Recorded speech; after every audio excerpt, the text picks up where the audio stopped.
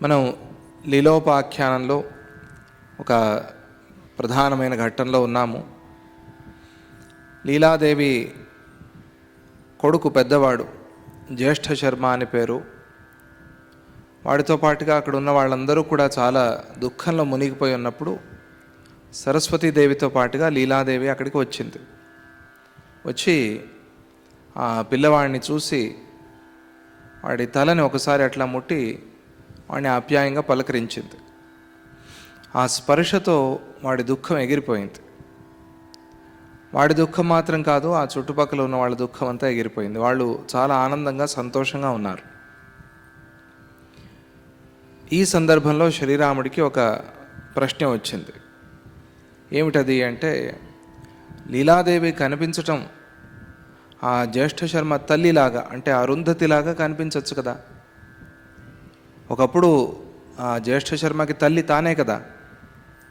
మరి ఆ రూపంలో కనిపించకుండా లీలాదేవిగా ఎందుకు కనిపించింది? తల్లిగా కనిపిస్తే ఇంకా తొందరగా దుఃఖం పోయేది కదా, ఇంకా ప్రేమ పెరిగేది కదా. ఆ తల్లి ప్రేమతో ఇంకా ఆనందాన్ని అనుభవించేవాడు కదా. అలా అరుంధతిగా కనిపించాలని ఎందుకు అనుకోలేదు? లీలాదేవిగానే ఎందుకు కనిపించింది? అన్ని శక్తులు ఉన్నవాళ్ళు అరుంధతిగానే కనిపించవచ్చు కదా. మరి లీలాదేవిగా ఎందుకు కనిపించింది? ఏమిటి ఇక్కడ ఉన్న రహస్యము అని శ్రీరాముడు అడిగాడు. మంచి ప్రశ్న ఇది. అక్కడ వశిష్ఠుల వారు సమాధానం చెప్పాల్సి వచ్చింది. దాన్ని సమాధానంగా చెప్తున్నారు. ఇది చాలా ముఖ్యమైన ఘట్టం. ఇది నిజమే, ఆ ప్రశ్న చాలా లోతైన ప్రశ్న. కనిపించేప్పుడు కొడుక్కి తల్లిగా కనిపిస్తారా, లేకపోతే వేరే ఏదో రూపంలో వస్త్రం కప్పేసుకుని ముఖం కనిపించకుండా కనిపిస్తారా? లేదు కదా, తల్లిగానే కనిపిస్తారు. మరి 800 సంవత్సరాలు ప్రయాణం చేసి వెనక్కి వచ్చింది. వచ్చిన తల్లి తల్లిగా కనిపించకుండా వేరే రూపంలో ఎందుకు కనిపించింది? మంచి ప్రశ్న అయితే. ఇది ప్రశ్న రావటం సహజమే, కానీ దీనికి సమాధానం మాత్రం పూర్తిగా మనకు ఆధ్యాత్మిక శాస్త్రాన్ని తెలిపేదిగా ఉంది. కాబట్టి వశిష్ఠుల వారు దానికి సమాధానం చెప్తున్నారు. ఎలా సమాధానం చెప్తున్నారంటే, బుద్ధ పృథ్వ్యాది బోధేన ఏన పృథ్వ్యాది సంఘక తస్య పిండాత్మతాం ధత్తే వ్యోమైవాన్యస్య కేవలం.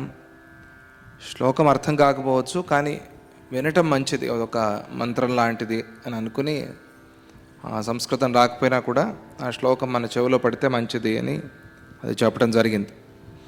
పృథివీ మొదలైన భూతాలలో ఎవరికి ఇవి భూతాలు అనే బుద్ధి దృఢంగా ఉంటుందో వారికి అవి అలాగే కనిపిస్తూ ఉంటాయి. పృథివీ సత్యము, పంచభూతాలు సత్యం అనే భావనలో ఉన్నాము కాబట్టి అవి మనకి సత్యంగా కనిపిస్తున్నాయి. కనిపించని తప్పేముంది అని అంటాం మనం. ఇవి సత్యంగా కనిపిస్తే సత్యమైనది కనిపించకుండా పోతుంది. అదే ఉన్నది చిక్కు. ఇది సత్యం అంటే అసలైన సత్యం. అసలైన సత్యము సిసలైన సత్యం అని లేదు. సత్యం ఉన్నది ఒకటే, కానీ ఆ సత్య పదార్థ దర్శనం మనకు కాకుండా పోతుంది. అదే ఉన్నది ఇబ్బంది. మన దృష్టి వేరే వైపు ఉన్నప్పుడు ఆ దృష్టిని సద్గురువు మీద కేంద్రీకరించలేం మనం. ఎందుకు అంటే మన దృష్టి, మన ఆలోచన వేరే చోట ఉంది. అలాగే పృథివీ మొదలైన భూతాలనే సత్యం అని అనుకుంటే చాలా పెద్దగా కనిపిస్తాయి ఇవి. భూమి చాలా పెద్దది, అగ్ని చాలా పెద్దది, వాయువు చాలా పెద్దది, జలము చాలా పెద్దది అని ఇలాగే భూతాలలోనే ఉండిపోతాం మనం. ఈ భూతాలు ఎవరి నుంచి సృష్టి అయి వచ్చాయో ఆ సత్యాన్ని మరిచిపోతాం మనం. అది ఉన్నది ఇబ్బంది. అందుకనే వీటినే సత్యం అనుకునే స్థితిలో మనం ఉన్నాము. అలా ఉన్న వాళ్ళకి ఇవి మాత్రమే కనిపిస్తాయి. రాయి అనుకునేవాడికి రాయే కనిపిస్తుంది, దేవుడు కనిపించడు. రాయి ఇది, భగవంతుడు లేడు. అదే రాయిని భగవంతుడు అని మొక్కుతున్నాడు, ఫలాల్ని పొందుతున్నాడు. విచిత్రం. ఎలా అంటే వీడికి ఆ భావన ఉంది, వాడికి ఆ భావన లేదంత. అలాగే పృథివీ మొదలైన భూతాలలో మనం సత్యభావనతో ఉన్నాం కాబట్టి ఈ భూతాల్ని సృష్టి చేసిన భగవంతుణ్ణి, పరమాత్మని మరిచిపోతున్నాం మనం. అదే ఆయన సూక్ష్మంగా చెప్పారు.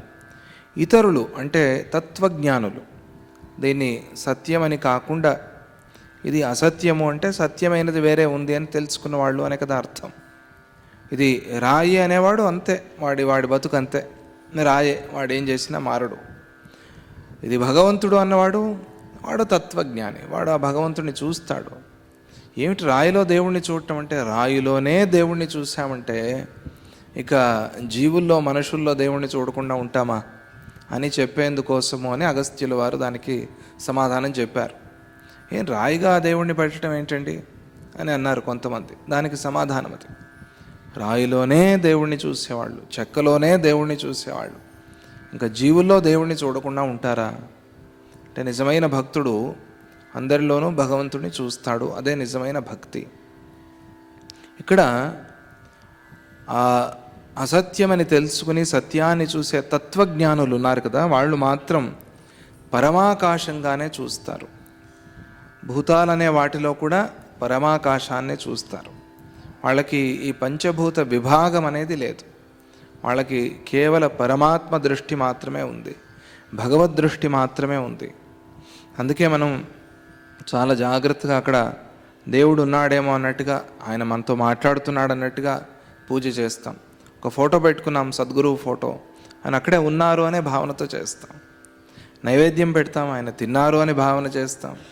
ఇవన్నీ భావనలే కదా, ఆ భావనే మనకి జ్ఞానాన్ని ఇస్తుంది.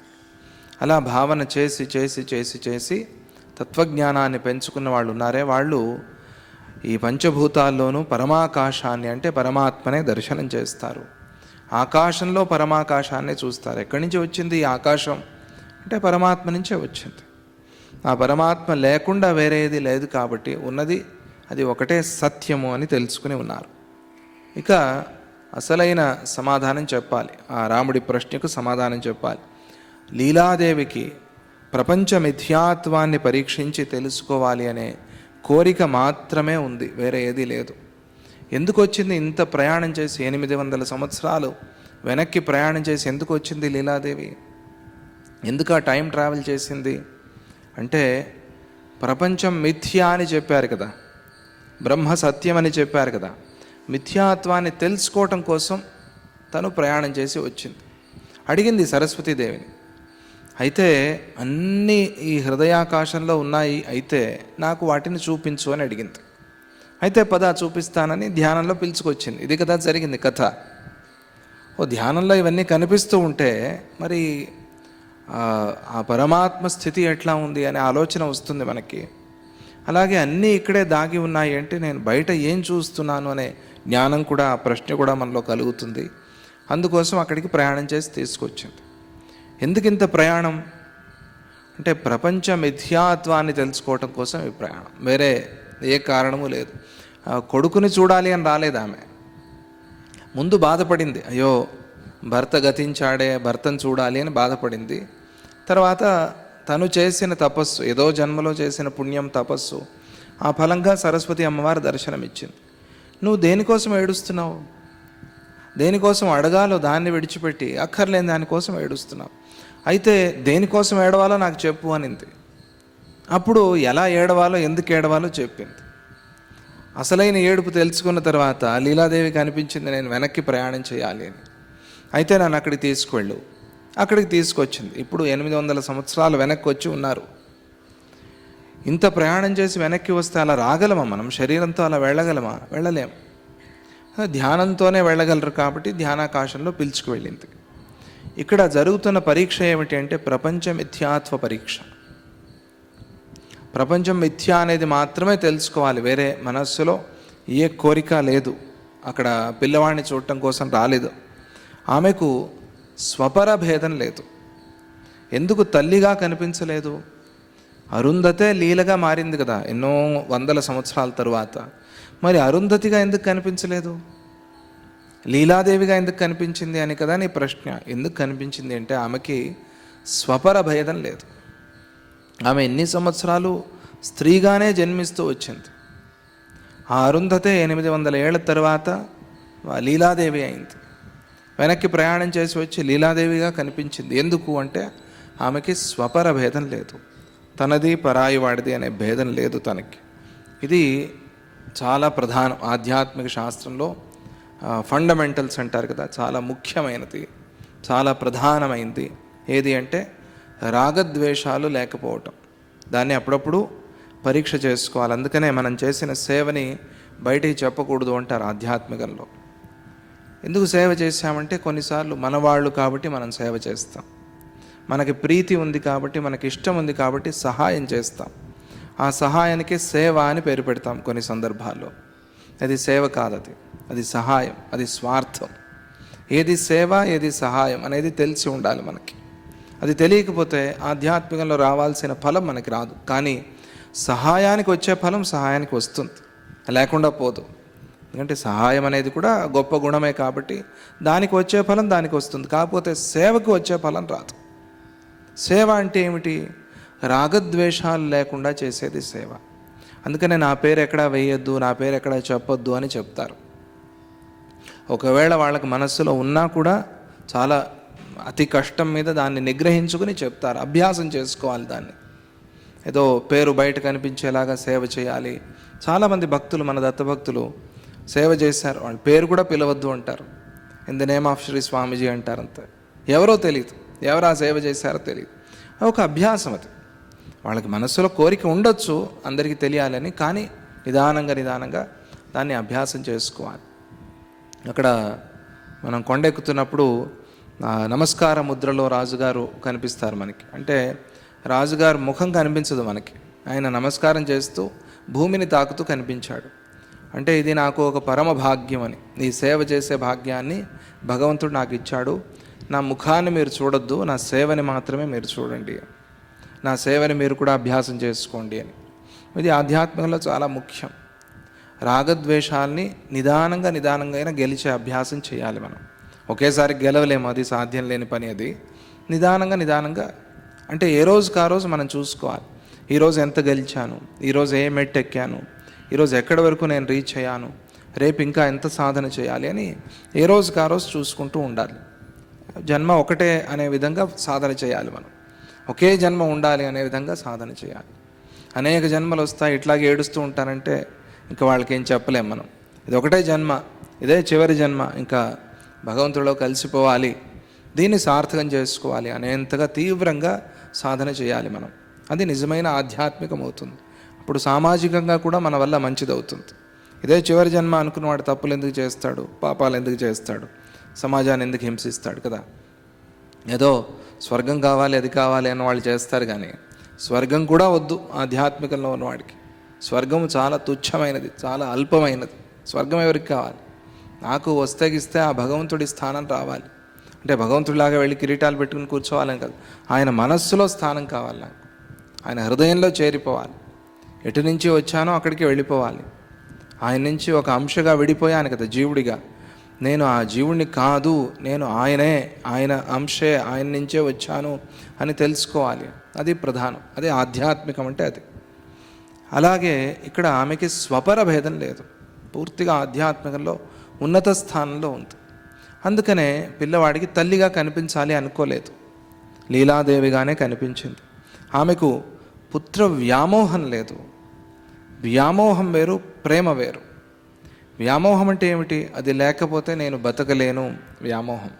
ప్రేమ అంటే వాడు బాగుండాలి, అందరూ బాగుండాలి, అది ప్రేమ. వ్యామోహం వేరే, ప్రేమ వేరే. ప్రేమే విపరీతమైతే, విపరీతం అంటే అది జ్ఞానం కూడా పోతుంది అక్కడ, అది వ్యామోహం అయిపోతుంది. అందుకనే పుత్ర వ్యామోహము లేదు ఆమెకి అని ప్రయోగించారు. జ్యేష్ఠ శర్మ చేసిన తపస్సుకు మెచ్చి అతడిని అనుగ్రహించాలి అని అనుకుంది ఆమె. ఇప్పటివరకు ఎంతో సాధన చేశాడు, తను కూడా ఎంతో తపస్సు చేశాడు. ఆ తపస్సుకి మెచ్చి ఆ జ్యేష్ఠ శర్మని అనుగ్రహించాలి అనుకుంది. అందుకనే శిరస్సును ముట్టింది. ఆప్యాయంగా ఎందుకు స్పృశించింది? అయితే వ్యామోహం లేకపోతే ఎందుకు తల నిమిరింది అంటే, వాడి తపస్సుకి మెచ్చి, వీడు నా కొడుకు అని కాదు, వీడు తపస్సు చేశాడు, సాధన చేశాడు, దానికి మెచ్చి వాడి శిరస్సును ముట్టింది, వాడికి మంచిదవ్వాలి అని. దాంతో వాడికి జ్ఞానం వచ్చింది, దుఃఖం పోయింది. అది అక్కడ జరిగింది. అంతేగాని అక్కడ ఆ లీలాదేవి అరుంధతిగా కనిపించాలి, కనిపించకూడదు, ఇటువంటివేమీ అనుకోలేదు తను అని సమాధానం చెప్తూ, ఇక జ్ఞానులకి జ్ఞాని కాని వాళ్ళకి ఉన్న తేడా దాన్ని చెప్తున్నారు. అసదేవాంగ సదివ భాతి పృథ్వ్యాది వేదనాత్ యథా బాలస్య వేతాళః నా భాతి తదవేదనాత్.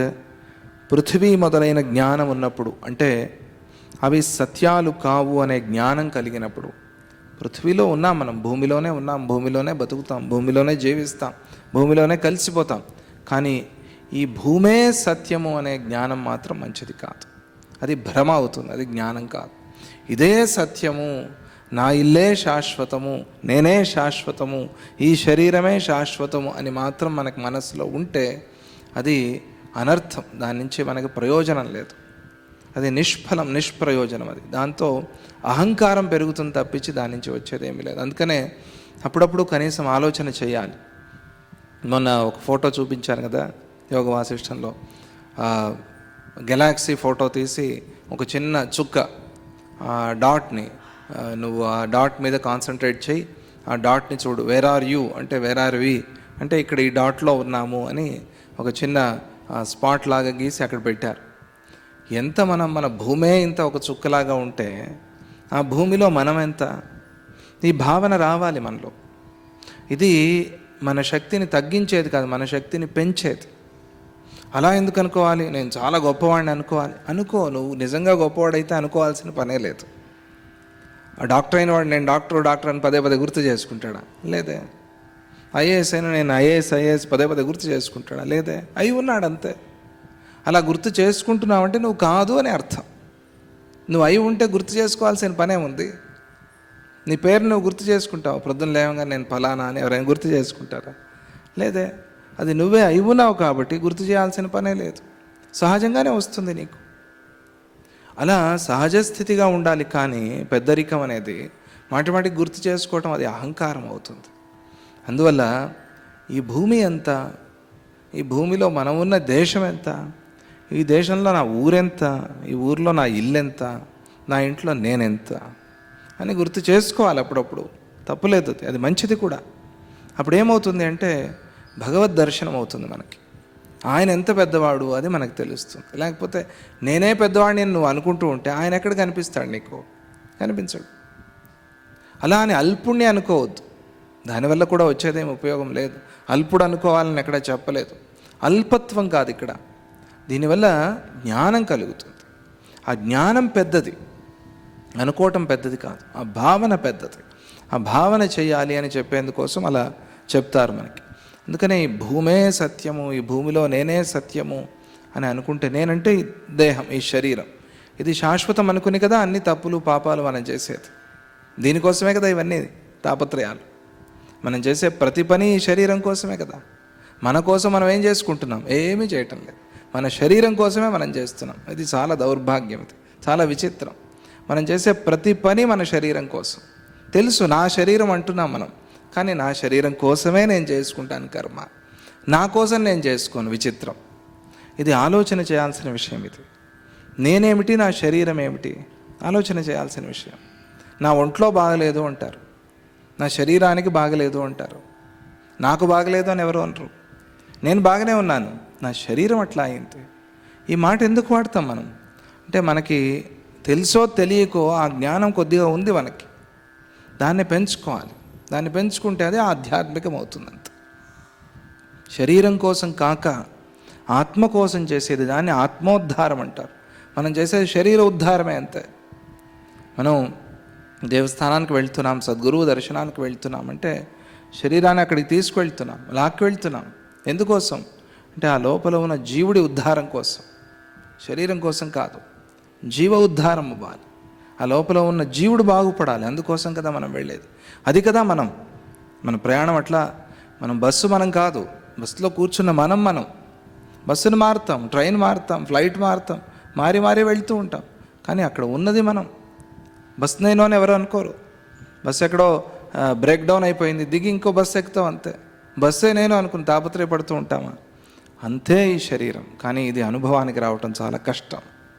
ఎందుకంటే ఒక ముడి వేసుకుని ఉంటాం కాబట్టి మనం శరీరంతో. కానీ దాన్ని భావన చేయాలి, ఆలోచన చేయాలి. దాంతో చాలా సుఖము, చాలా శాంతి లభిస్తుంది.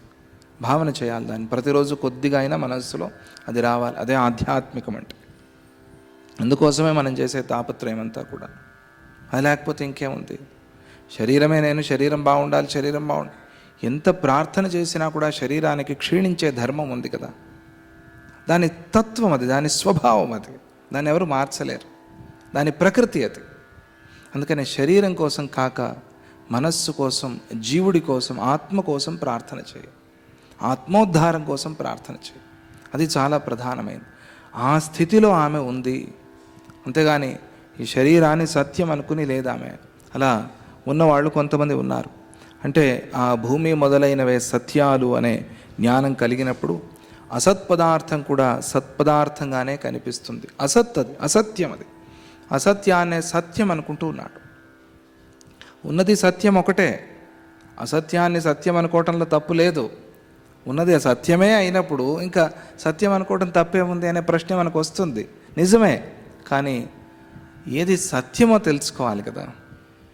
అసత్యాన్నే సత్యం అనుకున్నంత మాత్రాన సమస్య తీరలేదు. ఏది సత్యమో తెలుసుకోవాలి. అది రాలేదు కాబట్టి ఇబ్బంది. భేతాళుడనే పదార్థము లేదనే జ్ఞానం ఉన్నప్పుడు బాలుడికి భేతాళుడు కనిపించడు. వాడికి అసలు తెలియదు. ఈ పదమే వినలేదు వాడికి అసలు ఈ ఐడియా కూడా లేదు. ఎందుకు చూస్తాడు? దయ్యం అంటే భయం. దయ్యం గురించి నువ్వు విన్నావు, దయ్యాన్ని గురించి ఏదో కల్పన చేసుకున్నావు, అందుకనే దయ్యం అంటే భయం నీకు. చీకటి ఉంటే దయ్యము అనే ఒక కల్పనలో ఉన్నావు, అందుకని చీకటిలో దయ్యం వచ్చింది అని అనుకుంటున్నావు. అసలు దయ్యం అనే జ్ఞానమే లేదు నీకు. అసలు ఆ కల్పనే లేదు. దయ్యం అనే భయం ఎక్కడి నుంచి వస్తుంది?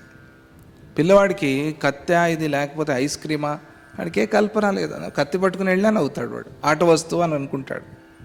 ఐస్ క్రీమ్ పట్టుకెళ్ళినా నవ్వుతాడు. ఎలా అంటే వాడికి ఆ కల్పన లేదు వాడికి. అలాగే ఆ భేతాళుడు అనే జ్ఞానమే లేకపోతే, భేతాళ అంటే అదే మనం భూతము దయ్యం అనుకుంటాం కదా, అదే లేనప్పుడు ఆ బాలుడికి ఆ భేతాళుడు కనిపించడు కదా. అలాగే లీలాదేవి కూడా ఆ స్థితిలోనే ఉంది. యథా పృథ్వీయాదినా భాతం అపృథ్వీయాది భవేత్ క్షణాత్ స్వప్నే స్వప్న పరిజ్ఞానాత్ తథా జాగ్రత్యపి స్ఫుటం.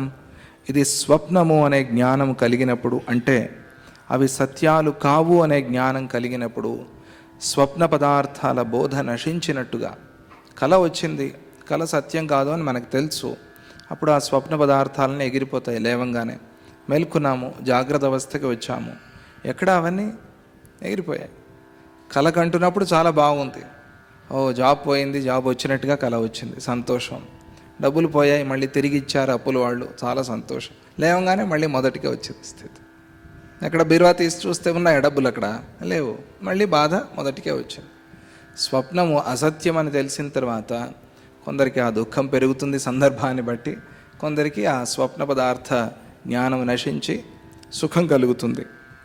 ఆ స్వప్న పదార్థాల బోధ నశించినట్టుగా జాగ్రత్త అవస్థ యందు జ్ఞానం కలిగినప్పుడు పృథ్వీ మొదలైన పదార్థాలు కూడా మిథ్యలే అనే బోధ కలుగుతుంది. అందుకోసం మనం ఆ జ్ఞానాన్ని పొందే ప్రయత్నం చేయాలి. లేకపోతే మనం ముందే చెప్పుకున్నట్టుగా ఈ పృథ్వీ, ఈ దేహము, ఇది సత్యం అనే భావనలో ఉంటే సత్యాన్ని చూడలేం మనం.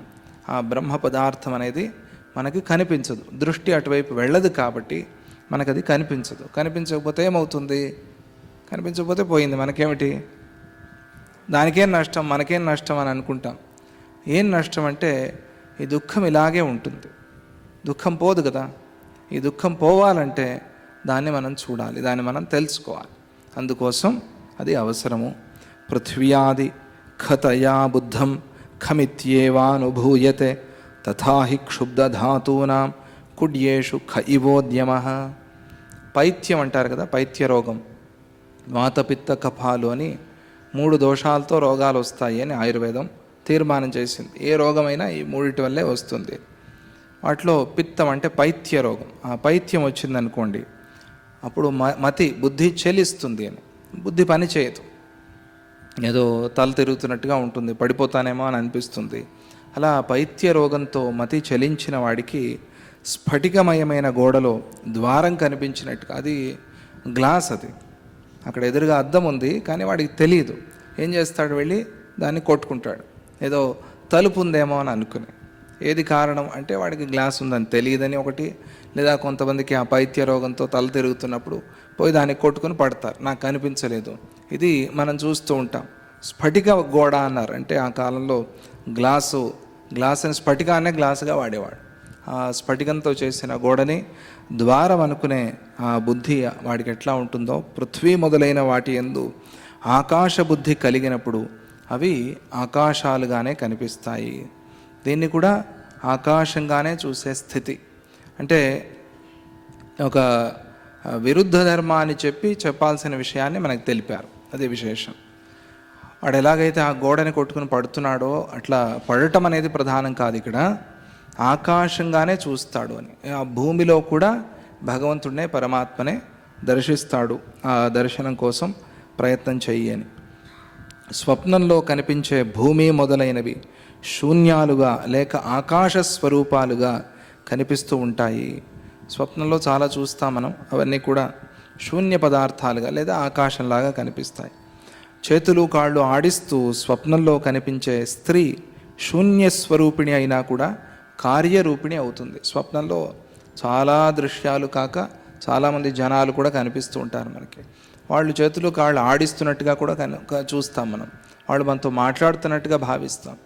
వాళ్ళ మాటలు మనకు వినిపించాయి కూడా కలలో. ఇవన్నీ ఎట్లా జరుగుతున్నాయి?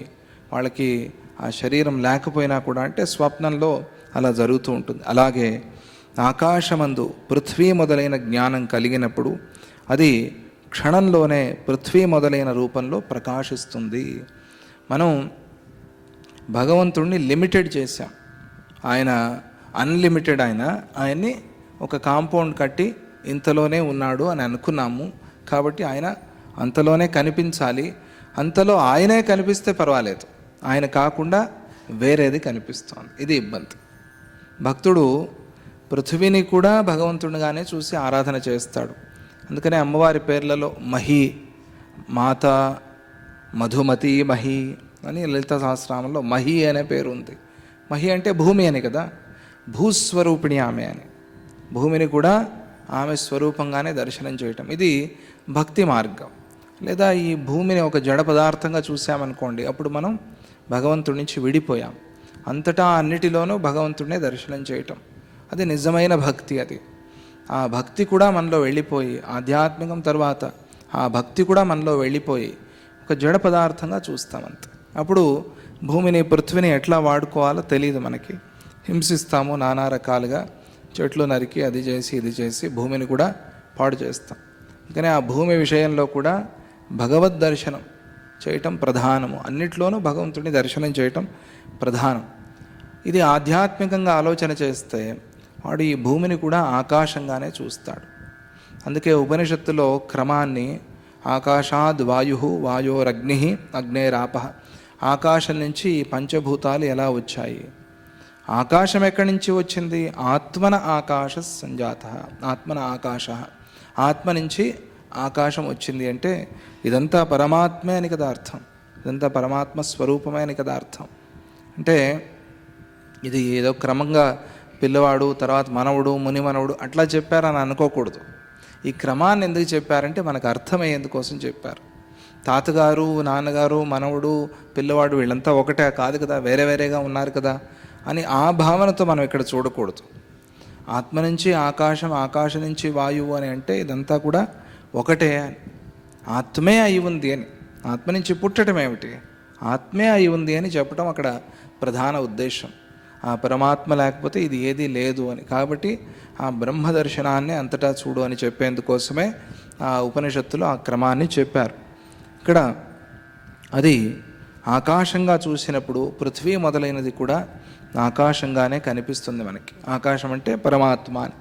మూర్ఛయందు పరలోకం కూడా కనిపిస్తుంది. మూర్ఛపోయాడు వాడు, పరలోకాన్ని చూసి వస్తాడు. అది అటువంటి అనుభవము మనకు కలుగుతుంది. బాలో వ్యోమైవ వేతాళం మ్రియమాణోంబరేవనం కేశోండ్రకం ఖమన్యస్తు ఖమన్యో వేత్తి మౌక్తికం. బాలుడు ఆకాశాన్నే భేతాళుడు అని భ్రమించి భయంగా చూస్తాడు, భయపడతాడు. ఆ మేఘాలనే చూసి ఎవరో మీదకి దూకుతున్నారేమో, చంపేయడానికి వస్తున్నారు అన్నట్టుగా భయపడి చూస్తాడు. విచిత్రం.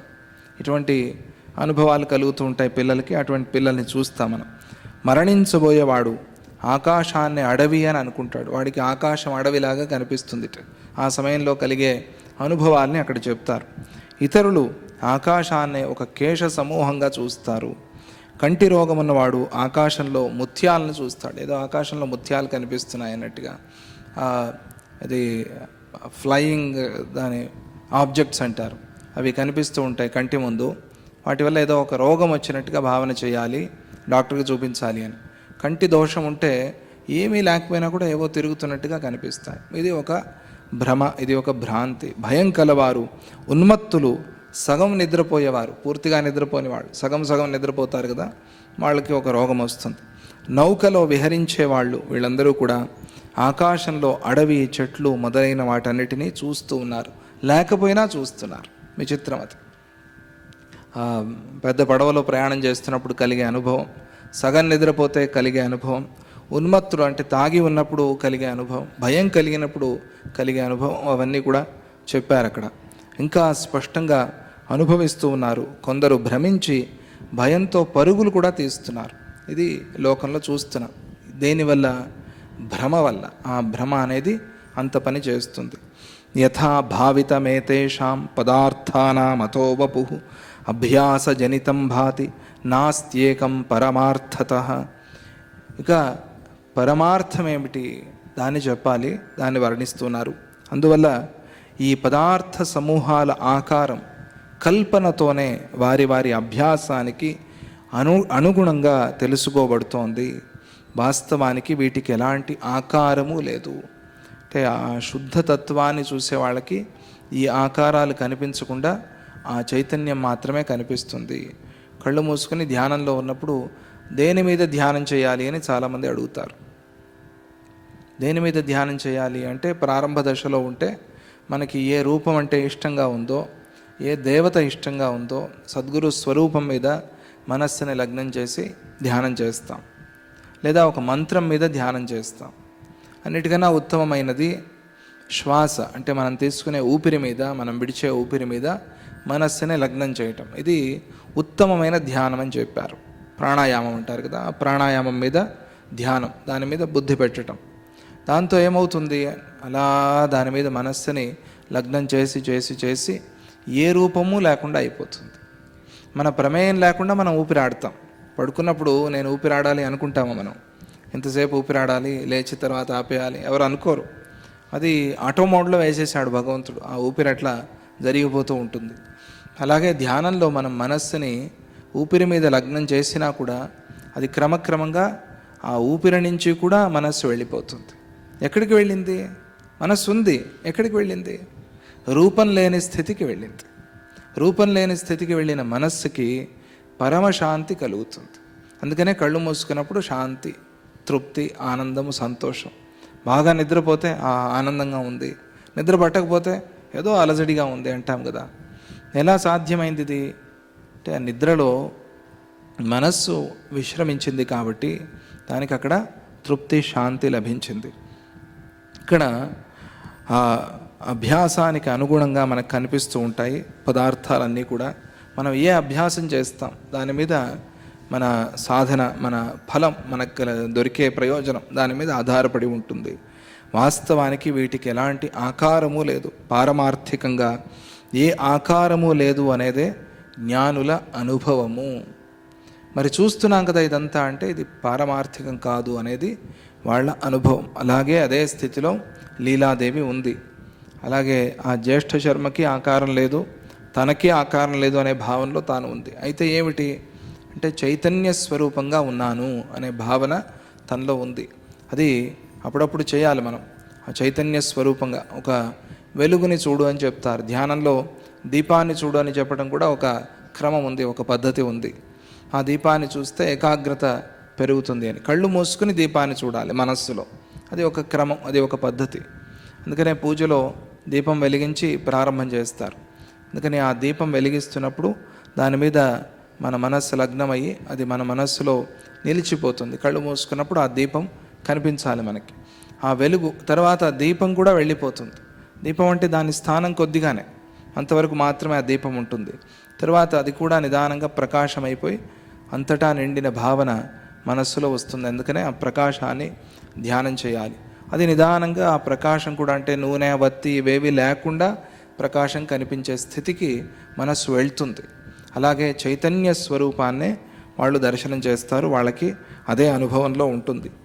లీలయాతు యథావస్తు బుద్ధ పృథ్వ్యాది నాస్తిత ఆకాశమేవ సంవిత్య భాతి భ్రాంతితయోదితం. కానీ లీలాదేవి పృథ్వీ మొదలైన వాటి అసత్తను గ్రహించింది, ఆమెకి సత్యం తెలిసింది అని అర్థం. చిదాకాశం ఒక్కటే భ్రాంతి బలంతో ఈ మిథ్యాప్రపంచ వివిధ రూపాలను ధరించింది అని ఆమె స్పష్టంగా తెలుసుకుంది. అయితే ఇవన్నీ కనిపిస్తున్నవన్నీ ఏంటి అంటే, ఇది మనలో కలిగిన భ్రాంతి వల్ల కనిపిస్తున్నది అని ఆవిడ తెలుసుకున్నది. అందుకనే ఆ రూపంలో కనిపించలేదు ఆవిడ ఆ జ్యేష్ఠ శర్మకి. బ్రహ్మాత్మైక చిదాకాశమాత్ర బోధవతో మునే పుత్రమిత్ర కళత్రాణి కథంకాని కదాకుతః. ఇక్కడి నుంచి ఒక 8 శ్లోకాల్లో మనల్నే ప్రశ్నిస్తున్నట్టుగా వాళ్ళ స్థితి, ఆ జీవన్ముక్తుల స్థితి ఎట్లా ఉంటుంది, ఆ జ్ఞానుల స్థితి ఎట్లా ఉంటుంది అని వర్ణించి చెప్తారు. దాంతో ఆ లీలాదేవి అరుంధతిగా ఎందుకు కనిపించలేదు అనే దానికి సమాధానం చెప్పినట్టు అవుతుంది. ఆ విషయాన్ని మళ్ళీ మనం రేపు కాదు ఎల్లుండి చెప్పుకుందాము అని చెప్తూ